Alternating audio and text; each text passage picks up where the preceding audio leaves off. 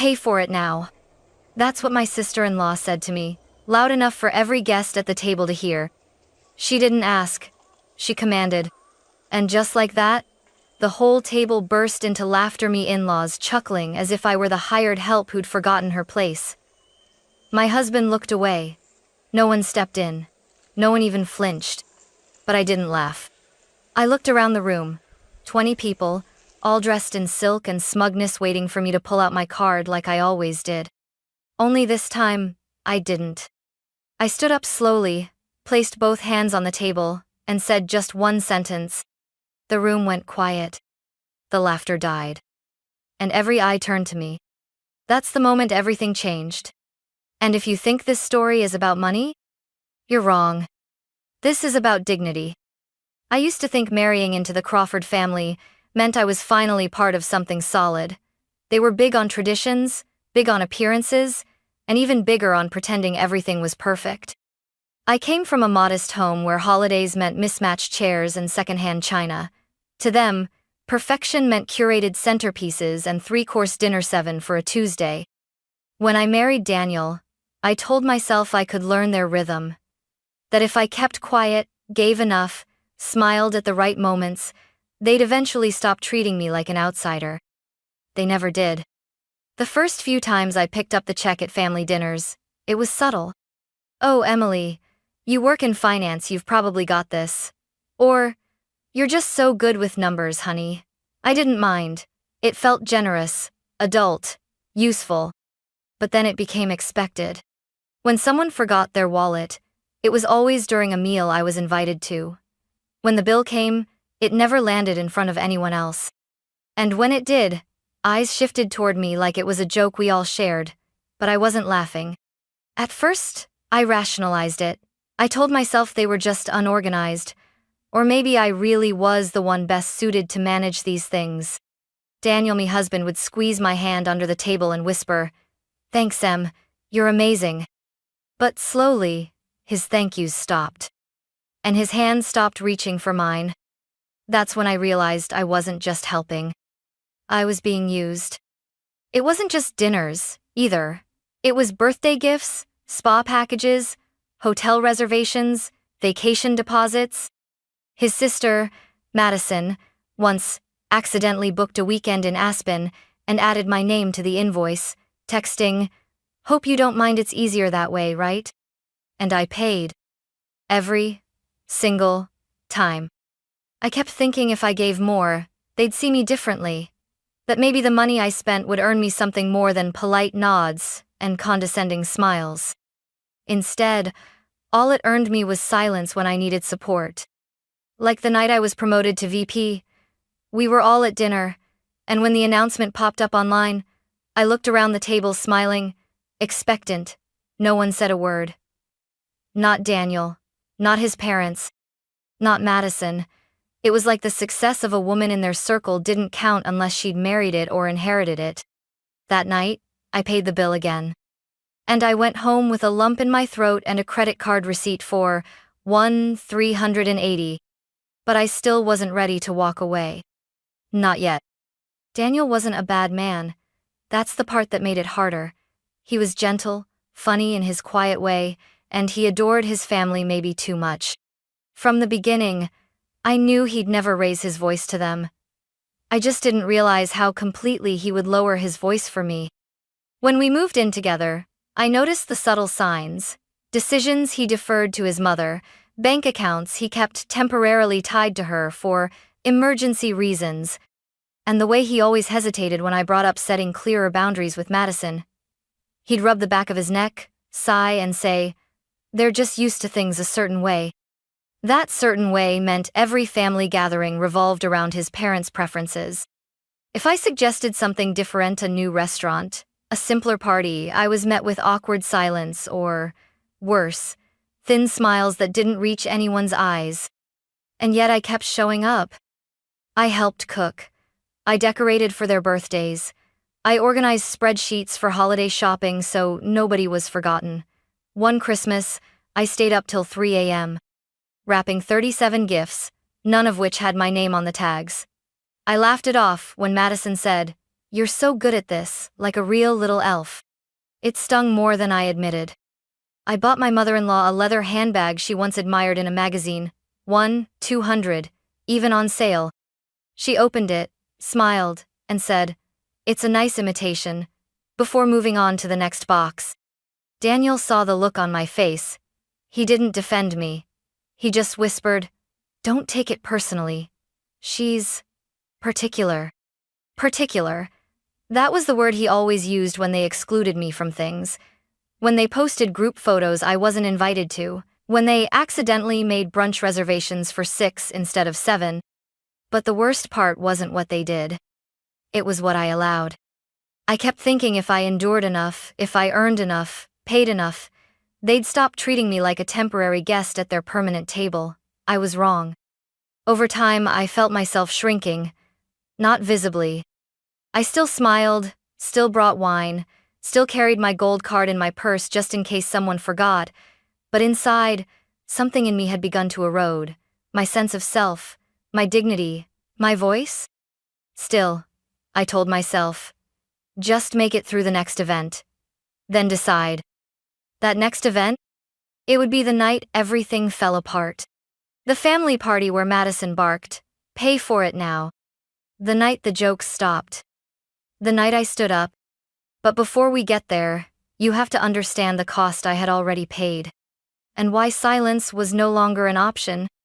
I started keeping track. Not out loud, not in a spreadsheet, not yet. But in my head, like a mental ledger carved line by line every time someone handed me the bill with a smile, every time Madison forgot her card, every time my name was nowhere on the group thank you post, even though I had paid for half the event. At first, it was just a feeling.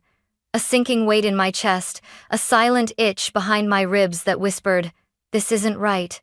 But I silenced it. I told myself, this is what family does. Family supports each other. But that wasn't true, was it? Because support goes both ways. I began to notice the imbalance in small, sharp moments, like the time I got the flu and had to cancel brunch with my in-laws.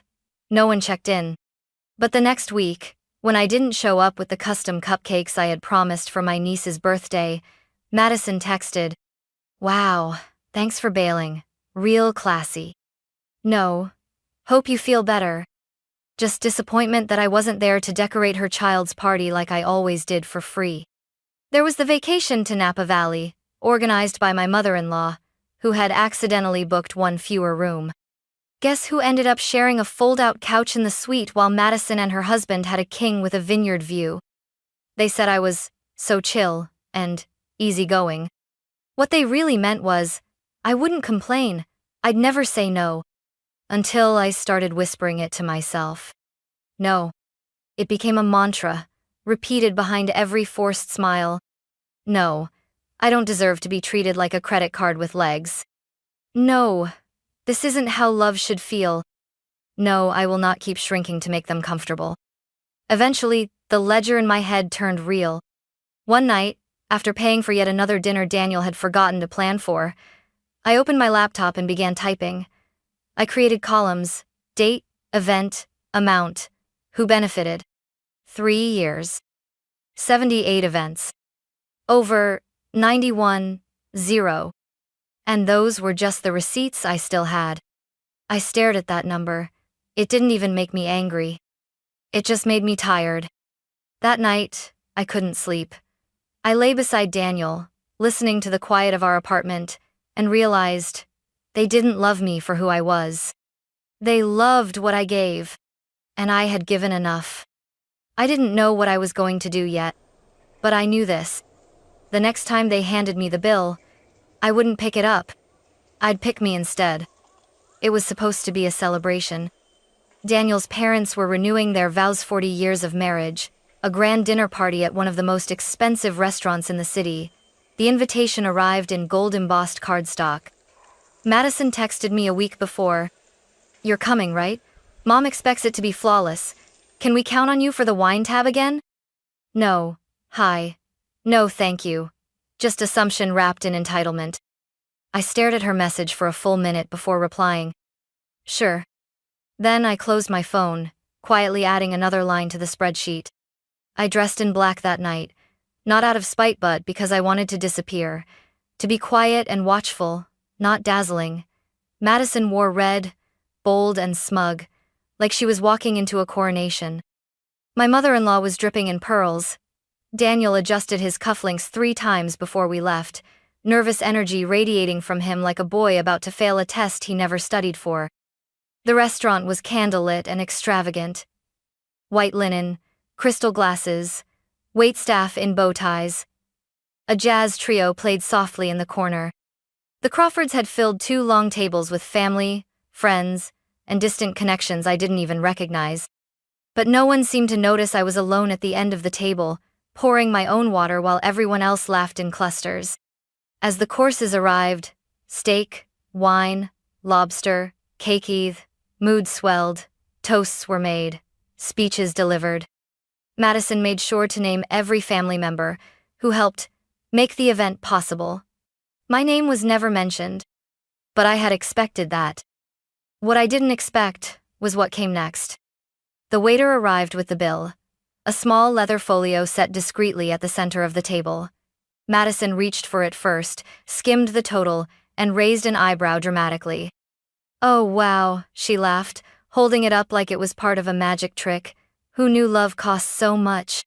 She turned to me, handed me the folio, and said it like it was the most natural thing in the world.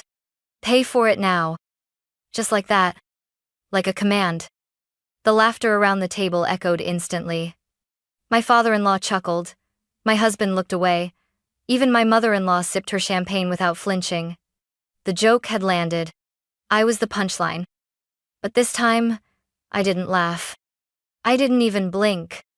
I picked up my napkin, folded it slowly, and laid it across my plate. Then I stood. The chair scraped back on the marble floor, loud enough to silence half the table. Madison still smirked, as if daring me to make a scene. But I didn't need to raise my voice. Because I had brought something more powerful than words.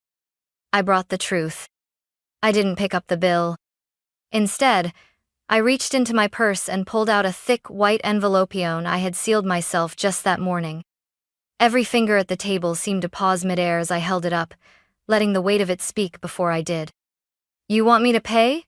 I said calmly, my voice cutting through the clatter and laughter like a clean blade. "All right, let's talk about what I've already paid." Madison rolled her eyes. "Emily, it was a joke. Lighten up." But no one else was laughing anymore.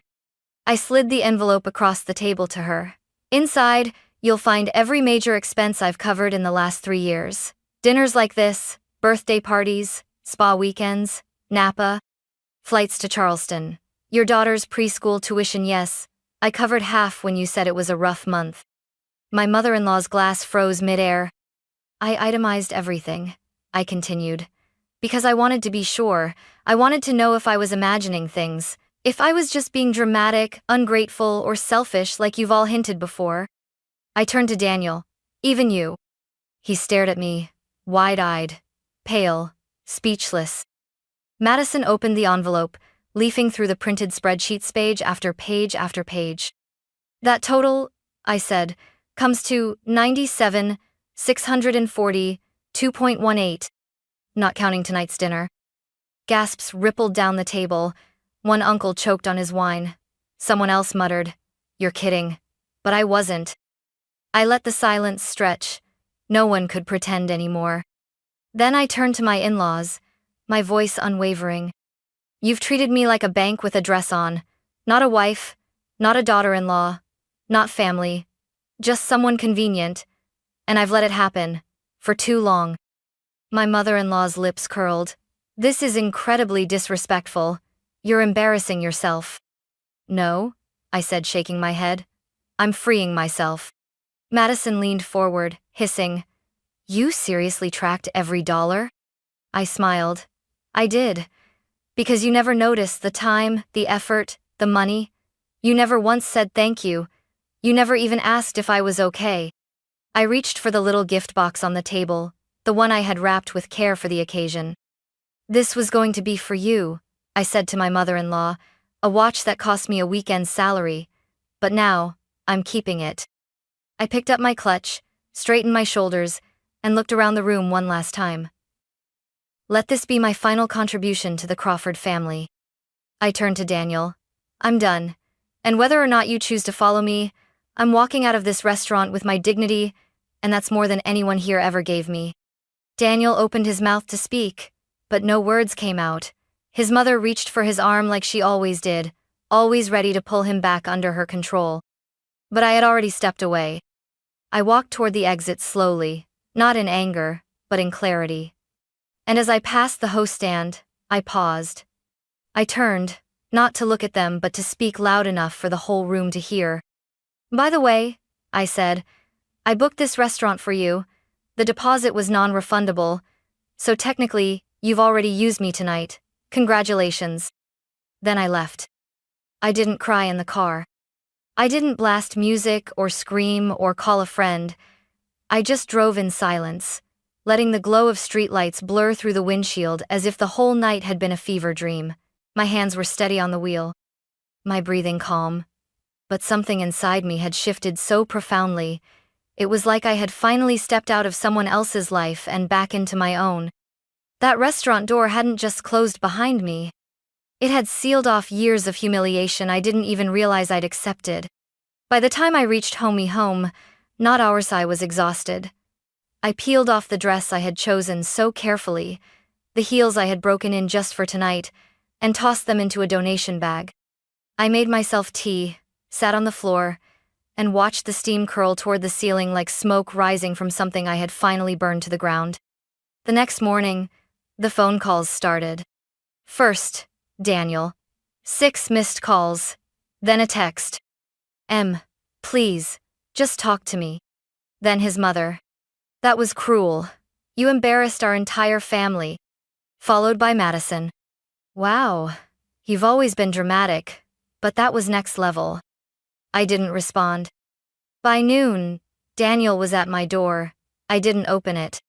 He left a note instead. No apology, just confusion. Hurt. Why didn't you tell me it got this bad? I wanted to laugh. I had told him. With every quiet sigh, every unspoken request for support, every time I paid and he said nothing that had been me telling him. He just hadn't listened. The funny thing is, no one ever asked me why I kept paying. Why I kept showing up. They just assumed I would because I always had. But people break. Even the quiet ones. Especially the quiet ones. That weekend, I deactivated the joint credit card. Transferred the last of my savings to a personal account. Texted my HR department and requested a week off. I needed space. Not just from them but from the version of me that tolerated them. Daniel finally sent one more message. I didn't realize how much you were carrying. I'm sorry. I should have protected you. I stared at the words for a long time. And for the first time in years, I felt nothing but peace. Because this wasn't about whether he was sorry. It was about the fact that I was no longer available to be used, thanked, or forgotten. I had nothing more to give them. And everything left to reclaim for myself. I spent the first week alone. Not in loneliness, but in something softer, something I hadn't felt in a long time. Relief. No one asked me to cover a bill.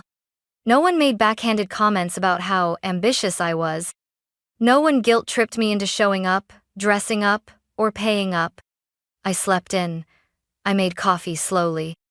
I walked around the block in leggings and no makeup without worrying that Madison would comment on how I let myself go. I reread old novels and filled the silence with jazz because I liked it, not because it matched a family dinner ambiance. My apartment, which once felt like a waiting room between obligations, began to feel like a home again. I pulled the spreadsheets off my desktop, deleted them. Not because the data didn't matter, but because the accounting was over. The next few weeks unfolded like quiet revolutions. I met up with friends I hadn't seen in months, women who had once said, "You've changed since you married into that family," and I had dismissed them. They were right. We had long dinners filled with laughter, and no pressure to split the check with awkward glances.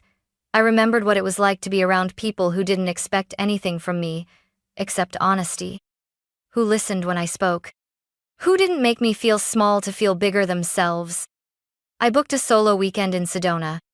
Hiked alone, slept under starlight, wrote things in a journal I hadn't dared say aloud.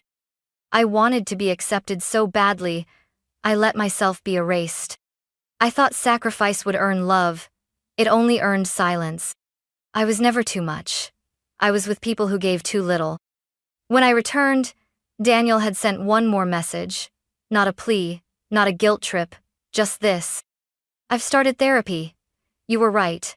I let them control everything, including me. It was the first time he had ever said something that didn't center him. I wished him well. But I didn't respond. Because healing doesn't always include reconciliation.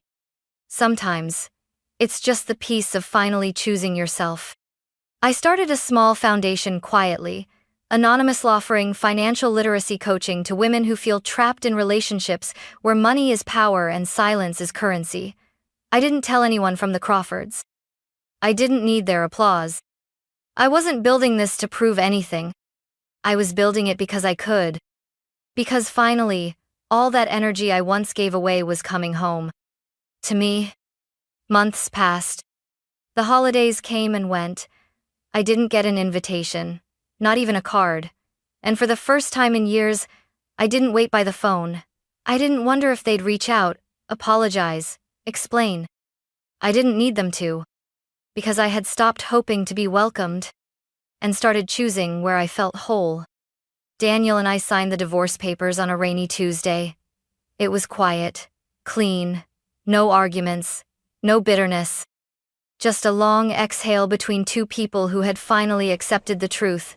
We were never equals in his family's eyes, and he was never brave enough to change that. As he handed me the pen, he said, "You were always stronger than all of us." I didn't reply. I just signed my name and slid the folder shut. It was done. Some people called what I did dramatic, others unforgivable. But I never cared what they thought again. Because deep down, I knew they were never really laughing at the jokes. They were laughing at the idea that someone like me would dare speak up. And when I finally did, they didn't know what to do with the silence that followed. But I did. I filled it. With new beginnings. I bought a modest home by the water, no marble countertops, or fancy lighting, just warm wood floors, a soft couch, and quiet mornings that belonged only to me. I planted herbs on the windowsill. I learned to cook for joy, not performance. I stopped asking, "Will they like this?" and started asking, "Do I?" One afternoon, while walking by the lake, a stranger complimented my earrings.